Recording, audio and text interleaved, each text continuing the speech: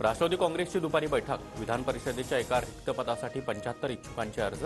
झिशान सिद्दीकी, संजय दौंड, उमेश पाटील यांची नावं आघाडीवर। बैठकीत एका नावावर शिक्कामोर्तब होण्याची शक्यता। फास्टॅग सक्तीच्या निर्णयाला आव्हान देणारी जनहित याचिका उच्च न्यायालयानं फेटाळली। फास्टॅग न वापरणाऱ्या वाहनधारकांना दुप्पट रोख रक्कम द्यावी लागणार। पश्चिम रेल्वेवर आज कोणताही ब्लॉक नाही। बाहेरगावी गेलेल्यांचा परतीचा प्रवास सुरू होण्याची शक्यता असल्यानं निर्णय। मात्र मध्य रेल्वेवर उद्या दिवसकालीन ब्लॉक। रायगड जिल्ह्यातील कशेडी ते खारपाडा दरम्यान आज अवजड वाहतूक बंद। महामार्गावरील संभाव्य वाहतूक कोंडी टाळण्यासाठी निर्णय। जीवनावश्यक वस्तूंची वाहतूक सुरू राहणार।